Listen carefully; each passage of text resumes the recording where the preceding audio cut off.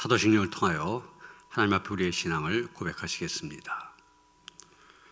전능하사 천지를 만드신 하나님 아버지를 내가 믿사오며 그 외아들 우리 주 예수 그리스도를 믿사오니 이는 성령으로 잉태하사 동정녀 마리아에게 나시고 본디오 빌라도에게 고난을 받으사 십자가에 못 박혀 죽으시고 장사한 지 사흘 만에 죽은 자 가운데서 다시 살아나시며 하늘에 오르사 전능하신 하나님 우편에 앉아 계시다가 저로서 산 자와 죽은 자를 심판하러 오시리라. 성령을 믿사오며 거룩한 공회와 성도가 서로 교통한 것과 죄를 사하여 주신 것과 몸이 다시 산 것과 영원히 산 것을 믿사옵나이다. 아멘. 오늘 우리에게 주신 하나님의 말씀 사도행전 4장 1절서부터 4절까지의 말씀입니다. 제가 갖고 있는 성경 192쪽입니다. 사도행전 4장 1절로부터 4절까지의 말씀 봉독하겠습니다. 사도들이 백성에게 말할 때 제사장들과 성전 맡은 자와 사두개인들이 이르러 예수 안에 죽은 자의 부활이 있다고 백성을 가르치고 전함을 싫어하여 그들을 잡음에 날이 이미 저물었으므로 이튿날까지 가두었으나 말씀을 들은 사람 중에 믿는 자가 많으니 남자의 수가 약 5천이나 되었더라. 아멘. 우리는 어제 보았던 3장의 말씀에서 성령의 역사와 함께 시작된 초대교회 공동체 가운데 놀라운 기적이 일어났던 것을 보았습니다. 날 때부터 걷지 못하던 사람, 자신의 힘으로 전혀 움직이지 못하던 사람, 인생에 아무런 소망을 갖지 못했던 사람에게 주님께서 다가오십니다. 베드로와 요한을 통하여 나사렛 예수 그리스도의 이름으로 일어나 걸으라고 명령을 하자 40년 동안이나 걷지 못하던 사람이 벌떡 일어난 그런 기적이 일어난 것입니다. 이 기적을 목격한 많은 사람들, 놀라움 속에 베드로와 요한에 대해 주목하게 됩니다. 그때 베드로는 개인의 권능과 경건으로 이 사람이 치유된 것처럼 왜 우리를 바라보냐 그렇게 반문합니다. 그리고 솔로몬 행각에 모인 사람들을 향하여 예수 그리스도로부터 난 믿음이 이 사람을 걷게 만들었다 이렇게 선포하고 있습니다. 그리고 예수를 죽인 유대인들 향하여 너희가 회개하고 돌아오면 죄 사함을 받게 될 것이고 새롭게 된 날이 임할 것이다. 옛날 성경에 보면 유쾌하게 된 날이 임할 것이라 설교하고 있습니다. 여러분, 40여 년 동안이나 절망 가운데 살던 사람이 일어났다고 한 기적, 누구에게나 기쁜 소식처럼 보여집니다. 누가 보아도 환영하고 축하할 만한 일입니다. 그런데 이 놀라운 초대교회 기적 후에 오히려 핍박이 시작되는 것을 보게 됩니다. 그리고 그 핍박은 외부에서가 아니라 내부에서 시작이 되어집니다. 사도를 통해 이루어진 이 기적을 보고 많은 사람들이 모여들었습니다. 그 가운데는 이것을 싫어하고 시기하는 무리들도 있었습니다. 본문 1절에 이 사람들이 나오죠. 어떤 사람들입니까? 제사장들과 성전 맡은 자. 여기 성전 맡은 자 밑에 주석을 보면 성전 경비대장 그랬습니다. 그리고 사두개인들. 그 당시 사두개파 사람들은 영적인 존재를 부인하였습니다. 천사를 인정하지 않았습니다. 부활도 인정하지 않습니다. 당연히 예수님의 부활을 믿지 않았습니다. 사두개인들 오직 눈에 보이는 것만을 믿는 그런 사람들입니다. 바로 이 사람들, 예수님을 신성 모독죄로 처형한 장본인들입니다. 당연히 예수 이야기를 듣기만 하면 신기가 불편한 사람들입니다. 그런데 지금 뭐라고들 말합니까? 십자가에 죽었던 예수가 다시 살아났다고들 이야기합니다. 당연히 그들의 신기를 더욱 건드린 일이 되어진 것입니다. 그래서 3절에 보면 사도들을 잡아 옥에 가두게 됩니다.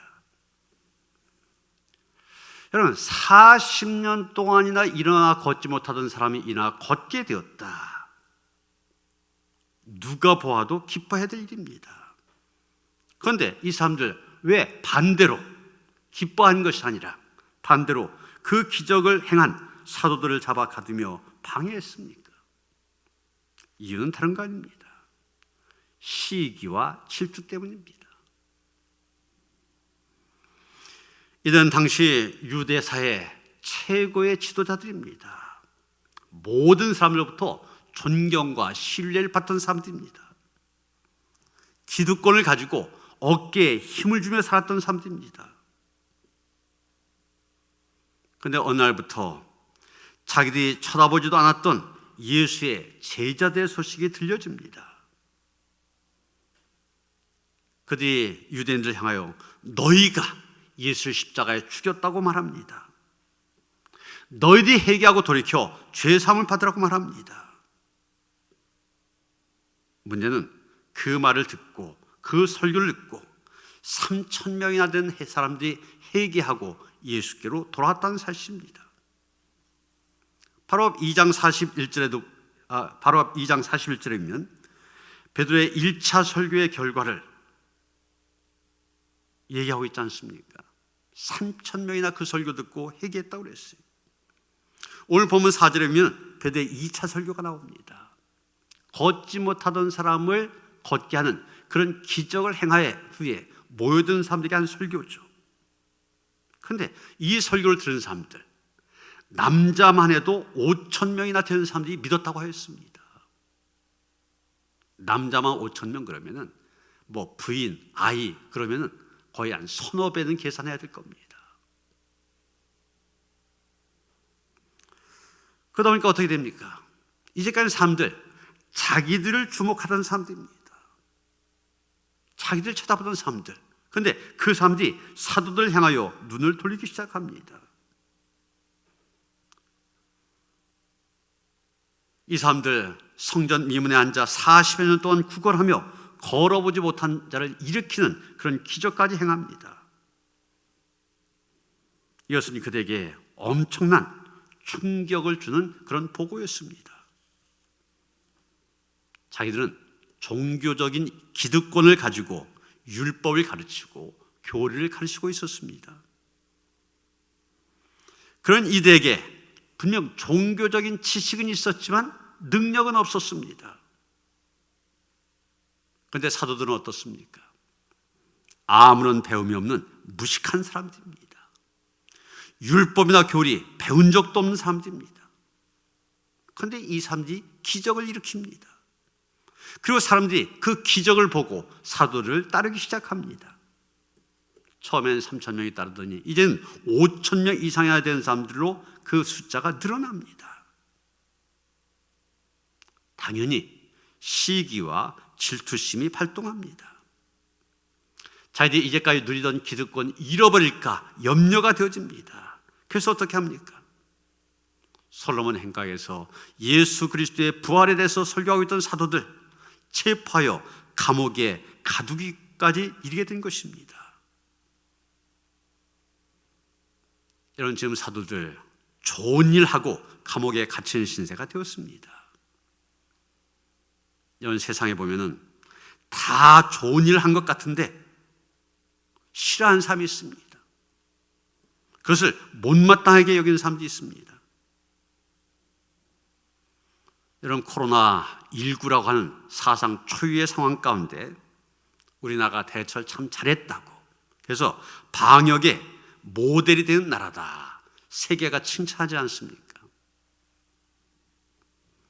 국민들도 그것을 인정하기 때문에 60%가 넘는 국민들이 대통령에 대해서 긍정적인 평가를 내리고 지지를 보내고 있습니다.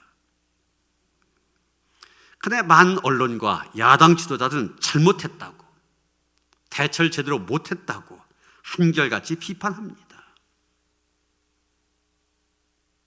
이것이 정치권만입니까? 이게 바로 우리가 살고 있는 세상의 모습입니다. 여기에 바로 세상의 역설적인 모습이 있습니다. 우리 신앙생활도 마찬가지입니다. 누가 봐도 손뼉치고 좋아해야 할 일 보고서도 보면서도 마음이 삐뚤어진 사람들이 있습니다. 목사가요, 이 강단에서 교인 가운데 누구 칭찬하고 싶어도 칭찬하지 못합니다. 누가 한 사람 칭찬했다, 금방 반응이 들어와요. 왜 그 사람만 특별히 그러느냐? 이유는 다른 거 아닙니다. 시기와 질투의 대상으로 보기 때문입니다. 여러분, 사울왕과 다윗의 모습을 한번 생각해 보시길 바랍니다. 다윗은 전쟁터에 나아가 목숨을 걸고 싸워 사울왕에게 승리를 안겨줍니다. 그런데 문제가 생겼습니다. 개사하는 사울과 다윗의 무리를 향하여 백성들이 노래를 부릅니다. 사울은 천천히요, 다윗은 만만히로다. 무슨 얘기입니까? 사울왕은 1000명을 상대할 장군이라면 다윗은 10,000명을 이길 수 있는 능력을 가진 자다. 백성들이 다윗을 더 추켜 세운 것입니다. 물론 이런 상황이라면 인간적으로 기분은 좀 언짢을 수 있습니다. 그렇다고 해서 그것이 다윗을 시기하고 미워해야 될 이유는 되지 못합니다. 오히려 그런 훌륭한 장군이 자기의 신하로 있다고 하는 것, 자랑스러운 일이고 참 든든한 일입니다. 사울은 그런 다윗 높여주고 무공훈장을 주고 카퍼레드까지 시켜도 모자람이 없습니다. 그런데 이 사울왕의 리더십 그릇이 작습니다. 종직이 그럴만합니다. 결국 10년이 넘도록 다윗을 죽이겠다 쫓아다니더니 스스로가 무너지고 맙니다. 여러분, 내가 못하는 것을 남이 잘한다 칭찬해 주시고 축하해 주시길 바랍니다. 격려해 주고 축복해 주시길 바랍니다. 결코 시기와 질투의 대상으로 여기서는 안 됩니다. 그래야만 내가 더 큰 리더십을 지닌 사람으로 성장할 수 있는 것입니다. 우리 노년교회 그런 분위기가 있을 때 우리의 미래 세대들 더 훌륭한 믿음의 거목들로 자랄 수가 있게 됩니다. 바로 우리 교회가 이런 은혜로운 교회로 세워져가는, 또 그렇게 세워가는 성도들 되어주시기를 주님의 이름으로 축원합니다. 하나님, 유대 종교 지도자들 모든 사람들이 기뻐하고 축하하는 그런 상황 속에서도 시기와 질투심 때문에 그들을 옥에 가두고 핍박한 것을 보게 됩니다. 하나님, 우리 안에도 이런 시기심, 질투심이 있음을 고백합니다. 이 뿌리가 뽑혀지게 하여 주시옵소서. 하나님께서 독생자를 아낌없이 주셨던 것처럼, 그것도 죄인된 우리를 위하여 주셨던 것처럼 그 넓은 마음, 넉넉한 마음을 가지고 우리의 믿음의 식구들을 대할 수 있게 하시고 우리의 이웃들을 대할 수 있게 하여 주시옵소서. 시기와 질투가 아니라 격려와 칭찬 속에서 우리의 이웃들, 믿음의 식구들과 함께 이 땅에서 하나님의 나라를 이루어가는 주의 거룩한 백성들 되게 하여 주시옵소서. 예수 그리스도 이름 받들어 기도하여 싸움나이다. 아멘. 조용히 묵상으로 기도하시겠습니다.